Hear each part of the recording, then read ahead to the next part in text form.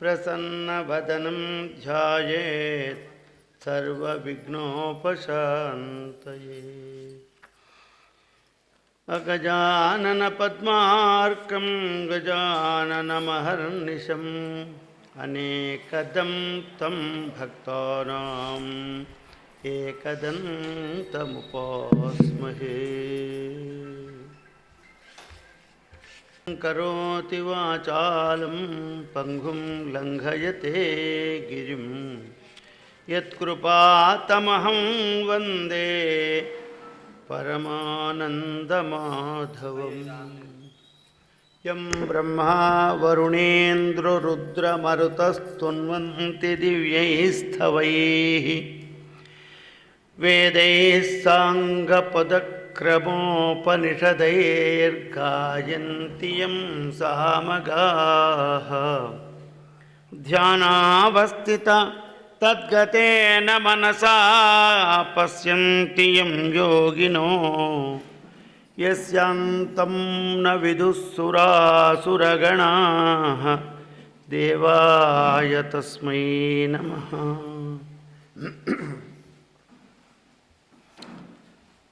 अखण्डमण्डलाकारं व्याप्तं येन चराचरं तत्पदं दर्शितं येन तस्मै श्रीगुरवे नमः।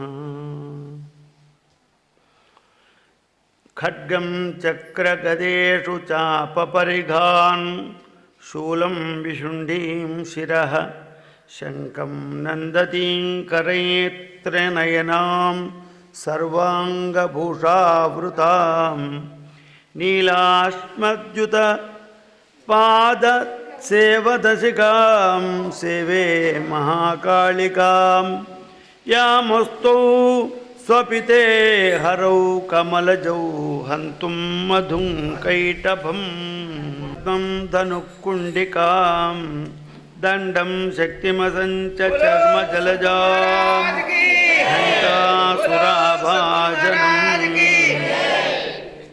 शूलं पाशसुदर्शने च ददतीं हस्ते प्रवाळाः प्रभां सेवे सैरिवबद्धनिमहालक्ष्मीं सरोजस्थिताम्। घण्टाशूलहसाहलानि शङ्खमुसले चक्रं धनुस्सायकम् आप्ताब्जै ददतीं घनान्तविलसत् शीतांशुतुल्यप्रभां गौरीदेहसमुद्भवां त्रिजगतामाधारभूतामहां पूर्वामत्र सरस्वतीमनुभजे शुम्भारिदैत्यार्दिनीम्।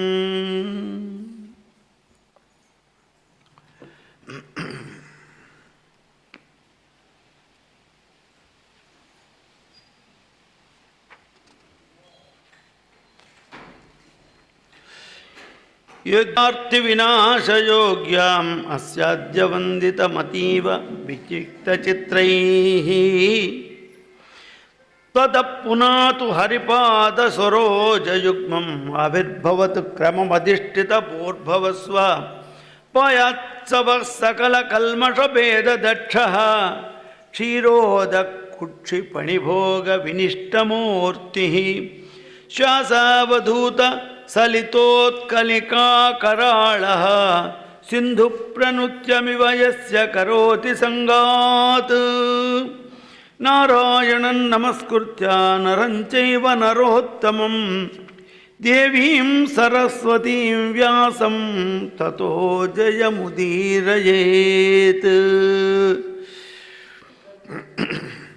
हर नमः पार्वतीपते हर हर महादेव हर। गोपालकृष्ण भगवान की जय। जगदम्ब विश्वपालिनी माता की जय। श्रीमद् मार्कण्डेय महापुराणे पूर्वकथानुसारेण अद्य कथा प्रस्तूयते। भगवन् योगिश्चर्यां श्रोतुमिच्छामि तत्वतः ब्रह्मवर्तनुरस्वधा योगी सीदति మానవమానయో వేతౌ ప్రత్యుద్వేగకరౌ నృణాం తావేవ విపతీతార్థౌ యోగిన సిద్ధికారకౌ.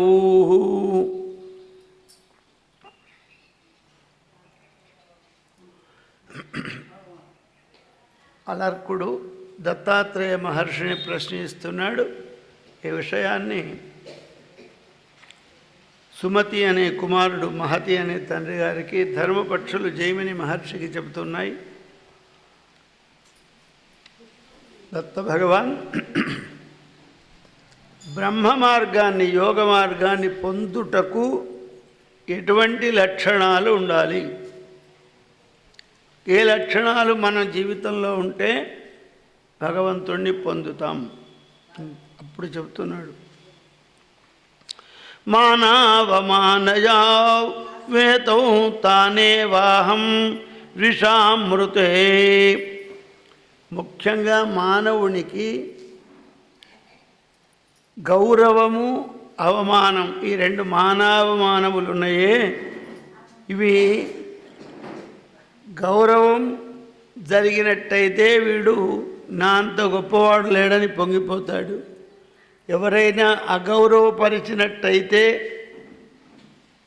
కుంగిపోతాడు. ఈ రెండు విడిచిపెట్టిన వానికి బ్రహ్మతత్వం అలవడుతుంది. మానవ గౌరవాదరణములను సమానంగా చూచినటువంటి వానికి బ్రహ్మతత్వం అలవడుతుంది. అందరికీ గౌరవమేమో అమృతంగాను, అవమానం విషంగాను కనపడుతుంది. అవి రెండింటినీ కూడా ఒకే బుద్ధితో చూచినటువంటి వాడు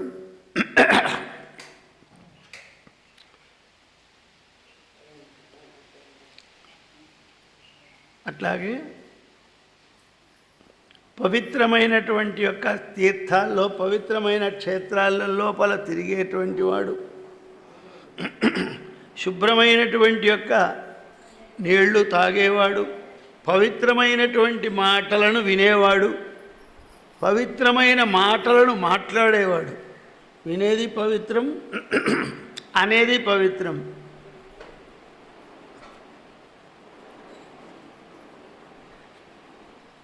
అట్లాగే ఉత్సవాలకు, ఆతిథ్యానికి, సన్మానాలకు పోనివాడు. వ్యస్తే విభూమే వ్యంగారే సర్వస్మిన్ముక్తవజ్జనే. ఇతడు భిక్షకు వెళ్ళాలి. ఎప్పుడు భిక్షకు వెళ్ళాలి అని అంటే పొగవచ్చుడు ఆగిపోయినాక భిక్షకు వెళ్ళాలన్నట. పొగవచ్చుడు ఆగిపోయినాక అనగా ఇప్పుడు పొగ రావడం లేదు వండిళ్ళల్లో, కానీ పూర్వంలో పొగ వచ్చేది కదా. పొగ ఎప్పుడు ఆరిపోతుంది? వంట అయిపోయినాక పొగ ఆరిపోతుంది. వంట అయిపోయినాక పొగ ఆరిపోయినాక అరగంటకు పోవాలన్నట. ఎందుకంటే వాడు భోంచేసి కూర్చున్నాక వీడు భిక్షకు పోవాలి.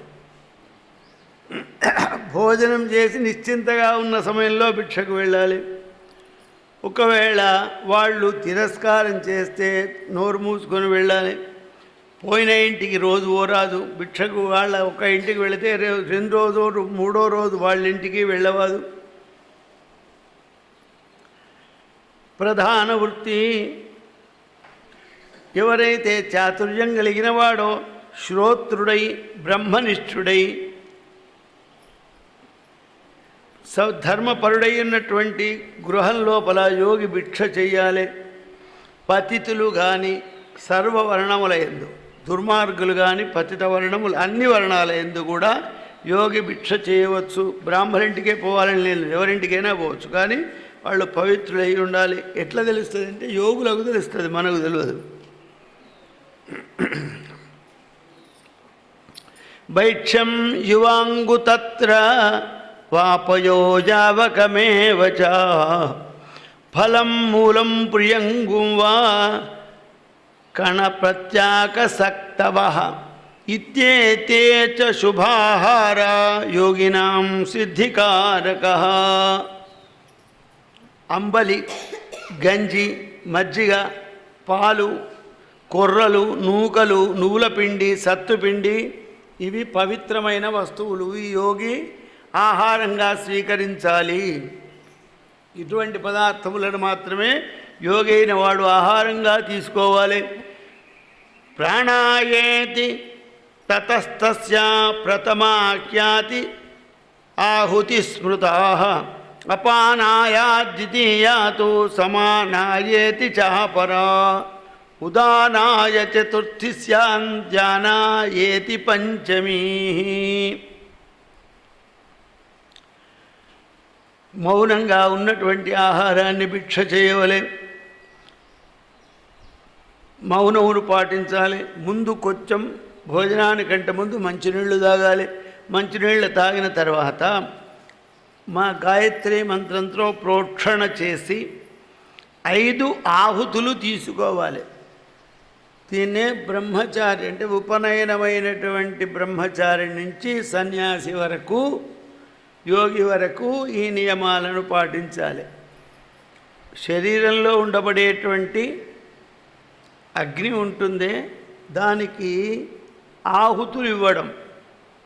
5 ఆహుతులు భోజనం చేసే ముందు కూర్చొని గాయత్రితో ప్రోక్షణ చేసి, ఆ తర్వాత నెయ్యి వేసినటువంటి అన్నము, అందులో ఏ విధమైనటువంటి శాకములు కూరలు కలపకుండా కేవలం అన్నాన్ని మాత్రమే ఈ 3 వేళ్లతో 2-3 మెతుకులు తీసుకొని నోట్లో వేసుకోవాలి. పళ్ళకు దాకకుండా చక్కగా 5 మింగాలి.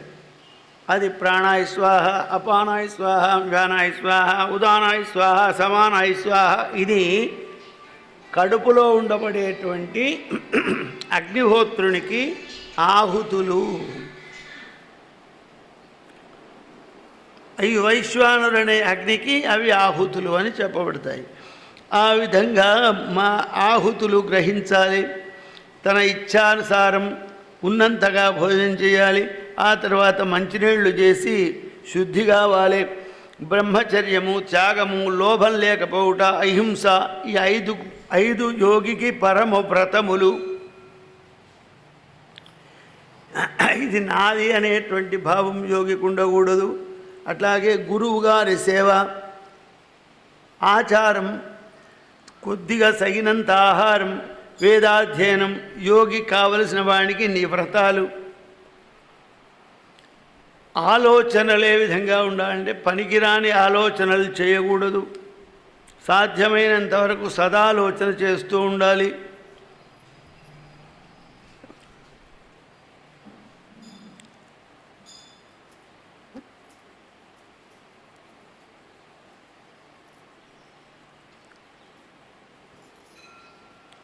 సంఘత్యాగము, క్రోధ జయము, లఘ్వాహారం ఇవి తెలుసుకోవాలి.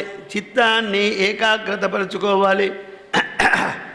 శూన్యేష్వావకాశేషు గృహాసు చ వనేషు చ నిత్యయుక్త సదాయోగి ధ్యానం సమ్యగుపక్రమేత్. ఎవరూ లేనటువంటి ఏకాంత ప్రదేశంలో ఉండాలి. దూరంగా అడవిలో పర్ణశాల కానీ, ఇంట్లో అయితే ఎవరూ ఇంటికి రాకుండా చూసుకొని కానీ, కొండ గుహల్లో కానీ ఉండాలి. విధిపూర్వకంగా ధ్యానం చేస్తూ ఉండాలి. వాక్కు, కర్మ, మనస్సు, మనోవాకాయ కర్మల చేత పరబ్రహ్మ చింతన చేసినటువంటి వాడు యోగి. అట్లాగే యోగికి ప్రియ అప్రియ భావాలు లేవు. వీడు నావాడు, వీడు నావాడు కానివాడు, వీడు ఎప్పుడు నా దగ్గరికి వచ్చే సేవించేవాడు, ఇప్పుడు వీడెప్పుడు రానివాడు అనేటువంటి యొక్క భేదభావములు యోగికి ఉండకూడదు. ఈ విధంగా సాధన చేసినటువంటి యోగి పరబ్రహ్మను పొందుతాడు అని దత్తాత్రేయుల వారు అలర్కుడికి చెప్పినాడు. జగదంబ విశ్వపాలిని మాతాకి జయం. ఏవం యో వర్తతే యోగి సమ్యగ్యోగ్యోవస్థితః న సవ్యాత్తితుం శక్యో జన్మాంతరశతైరపి. దృష్ట్వా చ పరమాత్మానం ప్రత్యక్షం విశ్వరూపిణం విశ్వపాదశిరోగ్రేయం విశ్వేశం విశ్వభావనం. ఈ ప్రకారంగా యోగి యోగచిత్తుడై 100 జన్మల చేసినటువంటి కర్మఫలమైన పాపాన్ని కూడా క్షణంలో దహించి వేసుకుంటాడు. 100 జన్మల్లో చేసిన పాపమున్నా సరే ఇటువంటి యోగి ఒక్క క్షణంలో నాశనం చేసుకుంటాడు, పాపాలన్నీ నశించిపోతాయి. యోగి విశ్వరూపుడు, విశ్వేశ్వరుడు, విశ్వభావనుడు, సర్వత పాణిపాదంచ సర్వతోక్షిశిరోముఖం సర్వత శృతిమల్లోకే సర్వమావృత్య తిష్టతి అని పరమాత్మ చెప్పినట్టు సర్వేంద్రియములలో సర్వరూపంలో సర్వవ్యాపకుడై ఉన్నటువంటి యొక్క పరమాత్ముడు విశ్వరూపుణ్ణి ప్రత్యక్షం చేసుకుంటాడు. ప్రత్యక్షమవటానికి ప్రణవాన్ని జపించాలి. ప్రణవము ఓంకారం. ఈ ప్రణవంలో అకార ఉకార మకారాలు ఆ ఈ ఉన్నాయి. ఆ తర్వాత అనుస్వారం ఉంది. అనుస్వారం అంటే సున్నా. సున్నా అక్షరమా కాదా? సున్నాను అక్షరం అంటారా కాదంటారా? కాదు. కానీ అది లేకపోతే కొన్ని అక్షరాలకు ఉనికే లేదు. అది లేకపోతే అక్షరాలకు ఉనికే లేదు, అర్థం రాదు. కొన్ని అక్షరాలకు తప్పకుండా ఉండాలి. అది అక్షరంగా ఉంటుంది. ఏ విధంగా ఉంటుంది అంటే మకార పొల్లు ఉంటుంది కదా, అది సున్నగా వాక్యం చెందుతుంది, వ్యాప్తం చెందుతుంది. ఇప్పుడు వ్యాకరణ శాస్త్రంలో చెబుతుంది. ఇప్పుడు ఉదాహరణగా మనం చెంబు అని రాస్తాం. చాకతం ఇస్తే చే సున్నా తర్వాత బు, అంతే కదా.